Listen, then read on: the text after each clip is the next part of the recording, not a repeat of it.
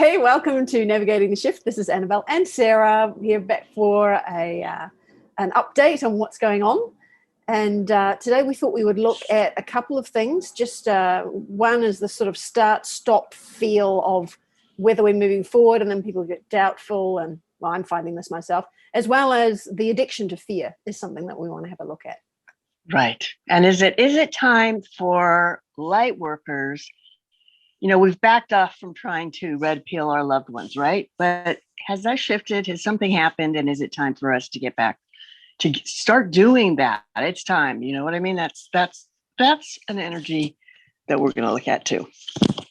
So addiction to fear, brilliant work by Dr. Bruce Lipton. Probably many of you have read the book or seen his videos. I wasn't able to find the specific lecture where he went into detail about the addiction part, but we'll link below to another one where he talked about epigenetics and how your genes are not the brain of your cell, that they're like blueprints from which you choose things, and how that choice comes from your environment or your perception. And he goes into the really incredible science about it. It's a pretty long lecture, but it's worth it. This is pretty much what he's well known for, isn't it? This amazing idea that's so different from what other medical people are telling us. Yeah, the book that he writes all about that is called The Biology of Belief. Right. So it's highly recommended. But the bottom line is you have things that trigger cells. And it comes in from the outside, and you have receptor sites on the cell membrane. And then a trigger can be a physical chemical thing like a toxin, but a trigger can also be an emotional thing, a belief, a thought. And that goes on to the receptor site, which switches the protein. It's really cool. He has these little color-coded, different shaped pipes. And he says, okay, there's so many proteins, I can't remember, 150,000 proteins that can be made within the cell that are used in your body, I guess. And they're all slightly different. All the amino acids have a slightly different shape, and they go on and say you have one that's this shape, and then when they're both negatively charged, either end, the end of them, they'll push apart. So the protein will be shaped like this. But a trigger can come along, a positively charged trigger, because it won't bond to it unless it's positively charged, right? And that will cause them to pull together, and it'll change the shape of the protein. And then when that trigger's gone, it goes back. Whoopsie. He wrote that book years ago, right? And the theory doesn't change. So it kind of makes me wonder that all the information that we're learning about the virus hasn't been isolated in a lab. So what is it that's making people sick? You know, is possibly fear rather than anything else, because that's a change of emotions. It changes the shape of the proteins, creates something different that gets picked up in the test. But then you have a look at what they're talking about with these injections, as well as to whether they are also doing something along the same lines, which means that your mind consciousness can change the shape of what has been put in, right? Through Exactly. Yeah. Exactly. Yeah. So you're not when yeah. So you've got the receptor, it receives the signal, and that changes its shape. And then another thing bonds onto it and connects it to another thing, which is it's receptor, it's the one that gives out the information. And that signals into the nucleus. And when they studied DNA, they found about 50% of it was protein. So they said, okay, we'll throw that out and just study the rest of it. It was like, wait, it's 50%. It seems like it might be pretty valuable. Well, it turns out that protein is like a sheath around the DNA.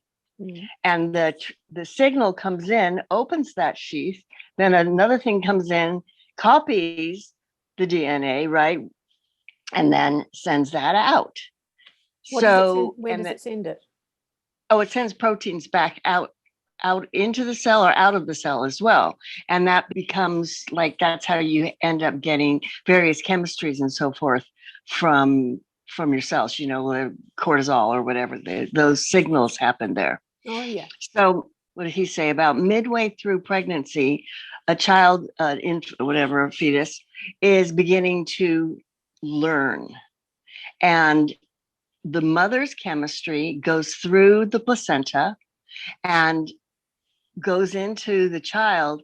And it's sort of like informs the biology of the child, the environment in which the mother is living.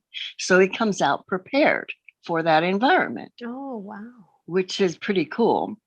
But the it's, tough it's part worth about knowing though, right? Because every mother needs to know that. exactly. So that's wonderful if mom's in a fabulous environment, but if it's a Stressful. rough, violent, stressful environment, well, the child comes out prepared for that. And that's an important, biological thing. So the cells have all these receptors on them to pick up various triggers, signals. And when the cell reproduces, it makes more of them. So it receives more of those triggers. So as you go through a chronic state of perception or stress, then your cells get more receptors for it and basically become addicted to it. And that's why people love to watch the news and see the horrible COVID deaths and this is going on in Afghanistan. Attack. Yeah. Oh yeah, all this stuff, because their cells are going signal, signal, signal, signal. You know, we want it, we want it, we want it. It's a problem. And I think understanding this is really important because it helps us to not judge people. Right. Yeah. It's been going on for a long time that they've triggered people. They've trained people to go for fear for decades. We all know this, right? Stress and fear. Through our grandparents and our parents and all the rest, through the media as well. So, and Halloween, right? And Walt Disney scary movies and all these sorts of things help with that conditioning.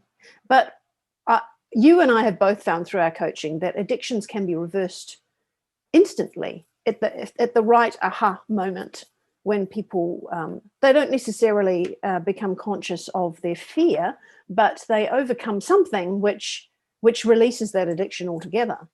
So it's not irreversible. And we can, if we see the potential for every person on the planet to be able to break that addiction, then my goodness, what a different world we would live in. Exactly. So keep in mind, it's the perception, the emotions that your cells are perceiving, that you're perceiving, that causes all these receptor sites to get going, right? So if you're not in that emotional state, if you release those emotions, that's why emotional therapy, my emotional freedom program, where you release emotions in a safe environment, those things are all great ways to shift this stuff, because you can actually, we all know, cells can just shift just like that. When you shift your perception of your environment, which means your emotional state, then you don't have those things being triggered the same way, and it breaks the addiction. So we gotta love them, but I don't know. Yeah, but and I think also just becoming aware, that's more than half the problem solved, isn't it? When you become aware of how you're reacting or what's going on. Like I remember sitting with a client and we were meeting in public. We were out at a cafe and she started having a panic attack, and just trying to talk her through that, like, what's going on, feel what's going on physically, what's going on here and here. And I just had to work very, very carefully, because she wasn't listening that well. Because, when you get into panic state, flight or fight, you don't necessarily listen that well. But she was listening, and she was able to get through it and come out the other side. She's like, oh, wow. Because before she had never thought about how you can control getting through that panic attack and coming out the other side. Then we could go back and look at it very gently again, and see, okay, what brought that on? Where were the triggers? Where could you see that it was coming in? And how did you resolve it? How did you get through it? Exactly. It's an amazing process. Bruce Lipton also spoke about some research that had been done in Amsterdam, I can't remember, Netherlands somewhere. But at any rate, they found that, you have your conscious part of your brain, the front, and then you've got the back of the brain, which is just habit. The limbic system. Mm-hmm. And this process is 4,000 bits per second. This is 40 million. This is just habit. this is where your consciousness is, up in this prefrontal lobe, which is a relatively small part of your brain. So when you're in stress, when you're in fear, this part of this, what the system does is it shuts down your immune system, shuts down your digestion, and what happens is, the blood vessels constrict in the stomach, in the intestines, and so forth, and they get the blood out into the arms and legs. Right, your fight or flight. You got to be able to fight or fight. There you go. And you got to be able to punch and kick or run away. Yeah, exactly. And the other thing that happens is it constricts up here and goes back here. Yep. So you don't have to think about music and lovely things. You've got to act really fast. You've got to process quickly. So the bottom line is it's making people more stupid. And how do you fight that? Because he said 95 to 99% of the time, you're just functioning on back here. People are in habit. Yeah. And you've all had that experience where you're driving your car and you suddenly go, whoa, I don't remember the last 10 minutes, right? That's functioning back there. And of course, not when you first start driving the car, but after you get good at it. Or at least hopefully not when you first start driving your car. But at any rate, how do you change that? Is you stay conscious, right? You pay attention to here and now. You're not thinking about what's going to happen tomorrow, in 10 years. You're not thinking about what happened in the past. That puts you back there, and it just keeps you spinning all the programs you learned in the first, mostly 6 years of your life, and especially the first 2, which is that environment and that perception and all those beliefs that you're not conscious of because you don't have conscious memory yet. They call it episodic memory, which means you can remember an episode. Oh, daddy did this and then mommy did that. You don't have that memory. It's just not developed in your brain. You can't go back and do therapy and go through your memories because it all happened before you had those type of memories. So you've got to just, one, stay conscious. How do you stay in the here and now?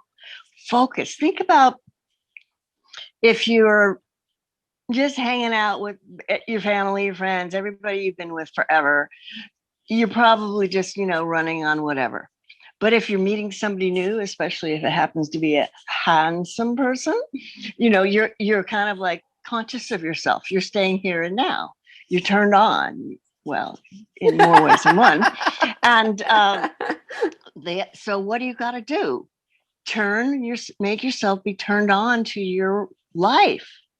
How do you do that? Joy, love, beauty, all of those things. So when you're doing the things you love, when you're focusing on something that's beautiful, you're actually reprogramming that part of your brain and staying up here in this conscious part. I think that's real important right now.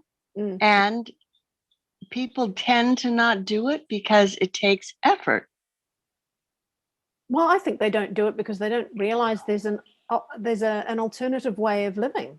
They're on autopilot, like you're saying when you're driving down the road and you can't remember the trip, is that they don't realize, they're not aware that they are living in this survival mode. So, we've had people rave on for decades about meditation and how important that is. I don't find that it's something I want to do. I don't want to sit down cross-legged on the floor each morning and do it. But omming. But I find I have other ways to get into that mode, and many other people do too. Whether it is doing laps in the swimming pool, or riding a bike, or doing gardening, or knitting, or painting, or doing patting a cat. It's about these things will get you back to the present moment.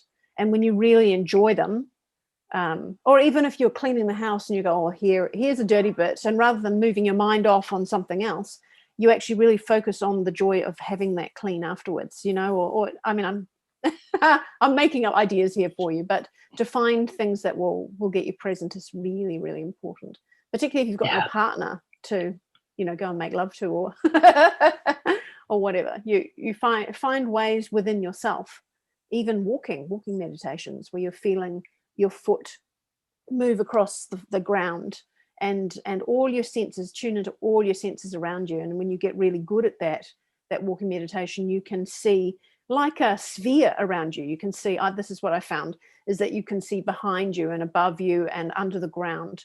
You have a space that you can tune into as you move through the environment. It's quite different than just looking at what your eyes can see and its peripheral vision. Like most people, I've never been able to like meditate and make my mind be empty. It's just like, doesn't happen. So how do I counter that? Visualization and sensation, feel your body. Remember what we said earlier, that it's time for us to engage in the physical world more. We've been disengaged in order to be able to hold the higher frequency, but it's time to engage. That means engaging in your body as well. Yeah. And even if it's just touching yourself, I know that sounds really naughty, but just to do this, if you were just doing that you can feel from your arms point of view how nice that feels, like if you were a cat and you were receiving a pat. And then you can feel it through your fingers as to what you're touching. You roll over the seam of the sleeve and, a wrinkle in the sleeve or the texture of the fabric, right? So I know it sounds ridiculous, but the most simple things are really what will get us back to present. Yeah. That's funny. That's something that I have done without even being aware of it, just to self-soothe. I would lightly stroke my forearm, and for some reason, it totally triggers my daughter. She goes, "Mom, stop rubbing your arm. It's so weird." Yeah, I found that with my hands, that I would do this very, very softly, but it really unnerves people. I found myself doing it in the middle of a business interview one time, and the guy, he was like a really big, important executive. He ended up sitting with his knee up in front of me. I'm like, what's going on with him? Like, I couldn't tell. Like, he was so defensive. And I don't know if he saw it as like me trying to sexually manipulate him or what, but that wasn't my intention. It was me trying to keep myself calm. And because it is very sensual. And none of us do it. And yet I find that I think better if I'm doing that. So I have to be careful in coaching sessions not to do it. People think that I'm coming on to them. That's funny. Yeah. Yeah. And probably the lighter, the better. For me, you go get a massage, you want them to really get in there and get those muscles and stuff. But just a really light massage is fabulous too. Gets endorphins going. Yeah. Isn't that what the lymphatic massage is about, where they just brush over the skin? I have never had one before, but I think because it's a layer, it's like where the acupuncture is affected in that, what's that level of that little fine layer of fat called in? Because you've had acupuncture more. You're not talking about myofascia. Fascia, yeah.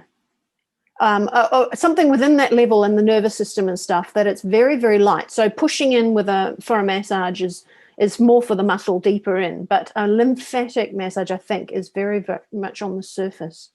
Nice. And just it enlivens the skin. And I'm also wondering if the fashion of removing women's hair on their legs and now the hair on the chest of a man or around the pubic area, getting rid of those hairs, right, reduces the sensitivity as well. So if you run your hand over like a bald patch like that, and you feel what that feels like, right? And then you turn your arm over where you've got hairs, I don't have many left, and then just brush where the hairs are and you don't actually touch your skin, you can feel it is electric. It is a totally different, magnificent sensation. And if you consider that all your pubic hair that you've just shaved off to look like a porn star, or look like what fashion tells you should look like so that your partner will accept you, you are losing all that sensation from your sex. Competitive swimmers actually will shave their whole bodies. So when they're swimming, they don't feel the sensation of moving through the water, and it triggers them to try harder to get to that sensation. They know what's going on. Really? I thought that it was more just to make them more kind of streamlined. I hadn't thought of it that way. Yep, a little of both. So let's have a look at this push-pull, this going and then holding back and then going again and holding back. because I've had a couple of times myself where I'm looking at Australian media, which is full on at the moment. And I've noticed that overseas, people are reporting back to me that the reports of Australia looks like it really is going into sort of Nazi concentration camp kind of material, which is worse than what I see here. Now, I'm not getting out much at the moment because we're still in lockdown, but I can report back and go, no, I can go shopping and I'm not even checking in because they have somebody standing out the front of the supermarket, hands behind back like a policeman.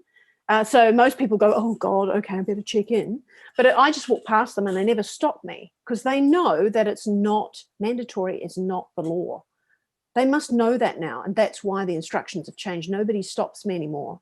So things are actually improving, and there have been some photographs that have come out of the eastern suburbs of Sydney, people heading off to the beach without their masks, and they're doing really well. And of course, the people in the western suburbs that are much harder lockdown, they have to take a test every 3 days if they want to get out of their local government area, which is so ridiculous.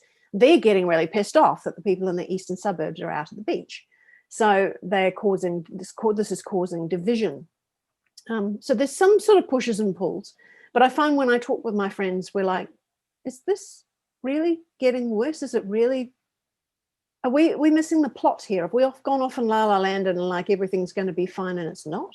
And then over and over again, I come back to, no, it's okay. It's all right. Yeah. Yeah, I've had that same feeling. And I've seen it on Twitter where people are just going, you know what, I've been patient. I'm out of patience now. I'm the most patient person in the world. I can't do it anymore. Something has to shift. People, get out there.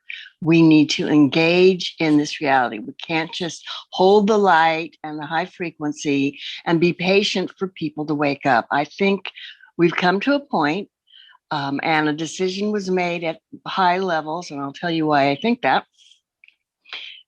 it's time for us to shift to actually talking to people. And I've had that in my personal life where talking to a family member about stuff, whole nonsense, and just wanting to go, oh, just stop already. Not, my patience is gone. And then I didn't. And then I was mad at myself that I hadn't said something. It was like, God damn it. It's time.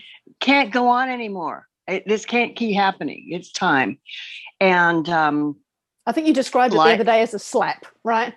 It's like slap them out of it. Like not physically, but come on. Yeah. Can you not see the ridiculousness of what we're going through here?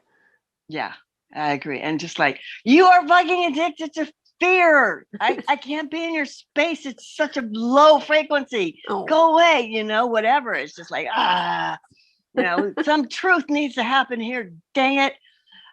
So a lot of people are feeling that. And I think the fact that we are means it's time. There's been a couple of songs come out in music as well. Now, when you think about what we know about the artists in music these days, because I remember seeing a very detailed report about the day that the guys in black arrived at a big meeting of music executives of all the biggest music companies and said, by the way, you're doing it our way from here forward. And if you don't, then you'll lose your job or we'll make you bust. They were the gangsters, And that was, I don't remember now because it was so long ago, but they said that it was kind of around the late 80s or early 90s. And that's when they started bringing in the rap music with those low tones underneath that are not a drum, they're not a double bass, they're a low frequency that they blend in underneath, and suddenly all the aggression took off. The violence in society really, really took off after that. So people that were around before that time, right, before the 1989 or early 90s, the musicians before that were not necessarily as compromised as they are now. The ones we look at now, most of them that became superstars only got there because they joined the cult. They weren't necessarily talented, and that's clear as day to anybody. You don't have to be a musical expert to see that they're not the best singers. They're not the best musicians in the world. So how on earth did they get the job? Whereas if you look back earlier, you look at the 70s and the 60s, there were really good musicians that were there because they were talented.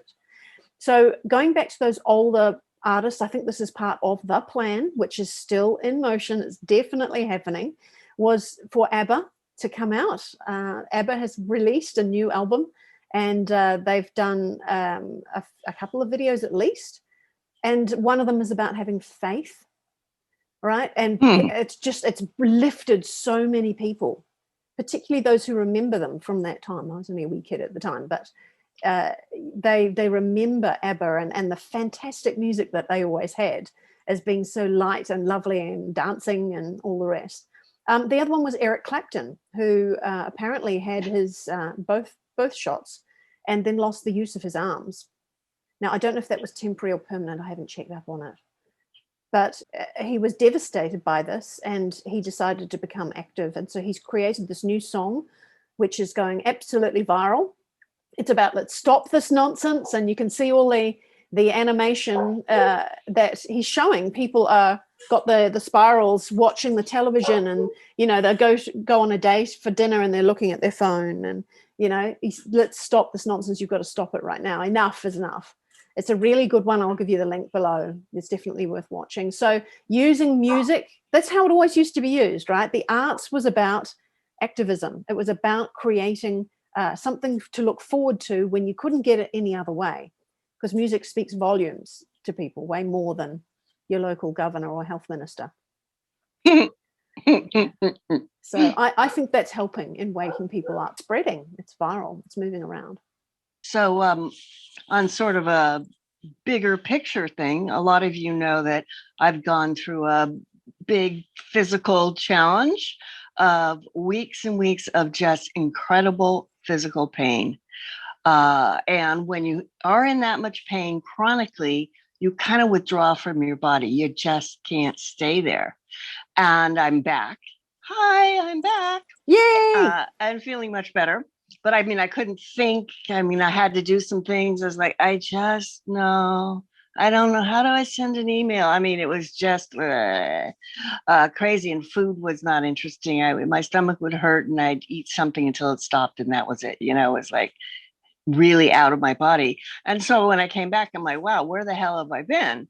And I immediately got this sort of download memory of being in my extraterrestrial aspect of me and being at meetings with various groups, sort of like diplomatic meetings, and some sort of decision was made. And so I just read a short update from Corey Good just today. And he was talking about doing exactly that, which I think is interesting, that going to various meetings and having that go on, and that the alliance, the plan to just arrest people, they chickened out on that. And so it's like, now what do we do? And the decision was made, the people have to act. Right. That, you know, it's so that sense that we had that enough is enough, and it's time to stand up and give them a slap. Yeah. But also, something didn't go the way it was supposed to. You know, is this the feeling that, wait a minute, are we not going to win? You know, I know a lot of people who've had that sort of moment of that. You've had that as well, right, Annabelle? Yeah, and there was a friend talking to a lady who's done tarot cards for many, many years as well, and she also said that the answers are being really vague at the moment. She's not getting answers back as to what's happening in the future, and this caused her to doubt and be puzzled, and she doesn't want to do any tarot cards for anybody else now because she's doubting her own decisions. But I don't think it's that. I think it's you think about for you and I, we've asked things along the way and we just get no response. We get no answer back. We're not meant to know that at that point, and that maybe we're all sitting back and with our popcorn, as that 17th letter had suggested, you're just watching a movie, get your popcorn, that maybe that was the strategy at that point. But it will be more empowering for us to kind of go, hang on, maybe this is not a movie. You know, maybe I'm just about to lose my job if I don't get what they wanted by the end of November. Hang on, this is not right. And that we do need to stand up, and that will be more empowering for people to take it back themselves. Though people are marching all over the world. They are. There's been an enormous one in Brazil lately. That was huge. And I also noticed on the media there was, who was it? I think Daily Mail or Guardian, one of the UK papers talking about plans for the Queen's funeral and what will happen and what do we need to think about. And okay, dropping that in there. That's interesting. Yep. Okay. We're getting ready to announce that. Not everybody wants to go do marches. That's not my thing. But you may want to join boards, run for city council if that's works for you. Just talk to people. You know how we haven't talked to people, even strangers, if you're waiting in line at the grocery store, if you have permission to go shopping, and talk about it. This is so crazy. What are we going to do? We need to do something. I think engaging in our own physical bodies, being in the present moment, and engaging in the extension of our physical body, which is the world, it's time. It is. It is. I had a dream the other day, and I think it was probably in answer to my doubts, which was that I was like with a group of maybe 3 or 4 others, and we were like children in Hansel and Gretel story. There was a man who was at least twice our height, and I could see him in great detail. I was looking at him in great detail, and I could see him with no top on. He had a big, deep chest, hairy, like he's a big, muscly guy, had little beady eyes that were close together, had red hair. I don't know what that's about, but he just looked like this big superhuman that was, and we could clearly see that he was out to get us, to kill us, like in the Hansel and Gretel, right? So you think about that Hansel and Gretel story, that they kind of played the game along for a while. Oh, which goes, why don't you go and do this? Oh, well, no. Yeah, okay, the kids do, right? They never actually get to that point where they scream, help, They play along. And that's what it felt like in this dream, that the little group of us were trying to work out methods of signaling each other at a distance so that we could tell each other what was going on, spreading out so he could never catch us all at once. Just all of these kind of things, because he was so big and overpowering. We didn't feel like we could, even if all 5 of us jumped on that, he would just throw us away. We couldn't do anything. And then the second part of it, we could fly. So I was like more like a magpie. I don't know. You know what dreams are like. They just, okay, we need some other kind of messaging system here. But I became a bird, but I was very, very weak, and I couldn't just take off and go. I was very slow and couldn't get off the ground very fast. And this guy, he was still running around full strength, and he had a gun. So he's going to shoot me. So the shot comes into it. So this often happens with my dreams, as I get a play on words. He was after me with the shot. You see what I mean? And so I was being clever, moving around. I couldn't get going very fast or very high, but I could move around, and I found if I could fly between the branches of the leafy trees, that he couldn't see very well, so he couldn't aim his shot, right? And so he's bumbling around, and I can see now, once I'm up a little higher, that he's big and muscly, but he's dumb. He's bumbling, and he's not competent.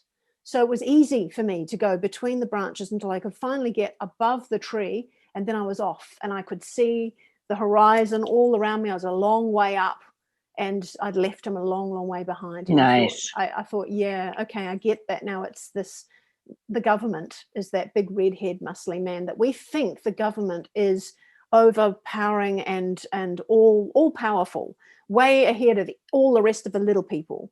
But in fact, they are incompetent, bumbling, stumbling, stupid, and we can outwit them, and we can avoid the shot and get to freedom. We can do that.